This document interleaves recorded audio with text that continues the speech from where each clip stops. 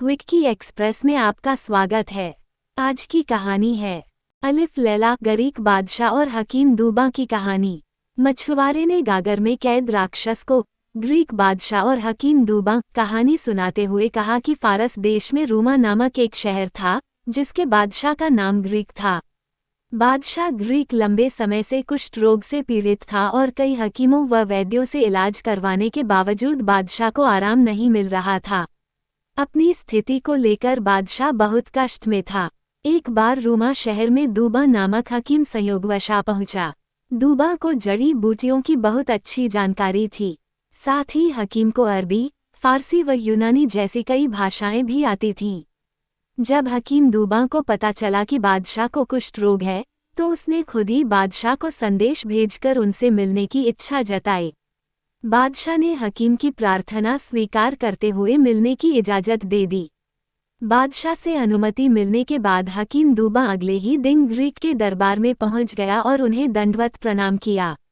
हकीम ने राजा के कुष्ठ रोग की स्थिति को देखते हुए कहा कि वह खाने व लगाने की दवा दिए बिना बादशाह को कुष्ठ रोग से मुक्ति दिला सकता है।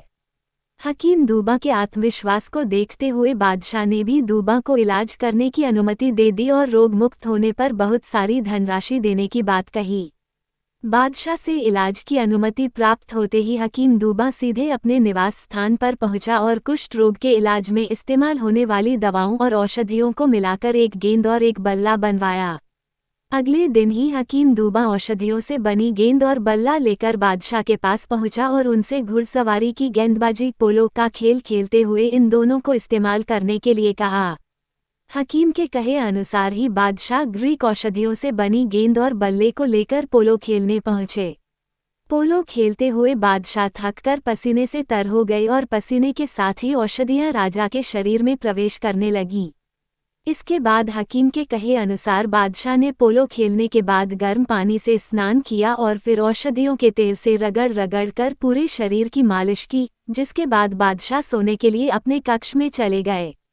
जब अगली सुबह बादशाह ग्रीक उठे तो उनके शरीर पर कुष्ठ रोग का कोई नामोनिशान नहीं था और वह पूरी तरह से स्वस्थ हो चुके थे। ये देखकर बादशाह फूले नहीं समाये और नहा धोकर महंगे कपड़े और आभूषणों से सजकर दरबार पहुंचे। बादशाह को एक ही दिन में निरोग देखकर दरबार में मौजूद सभी मंत्री भी हैरान रह गए।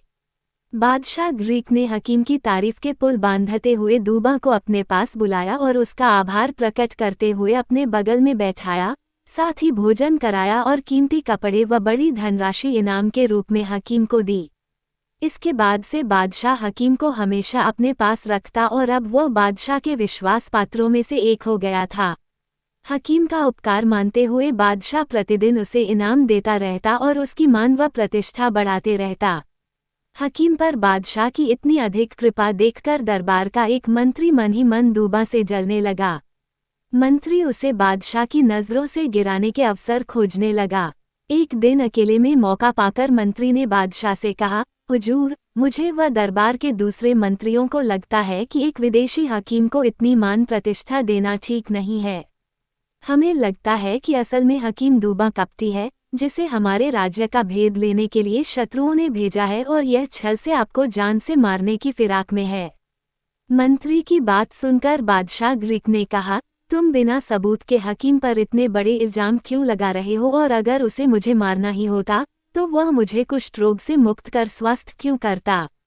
बादशाह ने कहा, मुझे निरोग जीवन देने वाले हकीम के बारे में ऐसा सोचना भी पाप है और एक सत्पुरुष वही होता है जो अपने ऊपर किए गए उपकारों को कभी न भूले। बादशाह ग्रीक ने मंत्री को समझाते हुए कहा, तुम्हारी बातें मुझे वह कहानी याद दिला रही है जब बादशाह सिकंदर ने बिना सोचे समझे जल्दबाजी में फैसला लेकर शहजादे को मौत की सजा दे दी, लेकिन वजीर की सूझबूझ से शहजादे की जान बचाई गई। बादशाह की बात सुनकर मंत्री ने वह कहानी सुनने की इच्छा जताई। बादशाह ग्रीक ने मंत्री को कहानी सुनाते हुए बताया कि बादशाह सिंदबाद की बेगम की मां सिंदबाद के बेटे अपने नाती से किसी कारण जलती थी।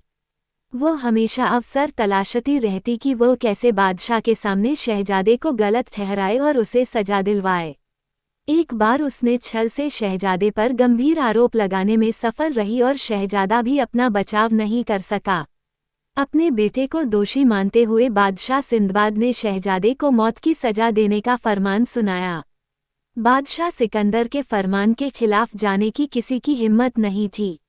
फिर भी बादशाह के दरबार के मंत्रियों में से एक वजीर ने हिम्मत जुटाते हुए बादशाह से जल्दबाजी में फैसला न लेने का निवेदन किया। वजीर बादशाह का विश्वास पात्र था। उसने सिकंदर से कहा, बिना सोचे समझे फैसला न लें। कहीं ऐसा न हो जाए जैसे एक भद्र पुरुष ने दूसरों की बात सुनकर जल्दबाजी में अपने तोते को ही मार दिया और बाद में जिंदगी भर के लिए पछताता रहा। वजीर की बात सुनकर बादशाह सिकंदर ने भद्र पुरुष और तोते की कहानी को सुनने की इच्छा जताई, जिसे वजीर ने सुनाना शुरू किया। सुनने के लिए धन्यवाद। मेरा चैनल सब्सक्राइब करें, लाइक और शेयर भी करें। धन्यवाद।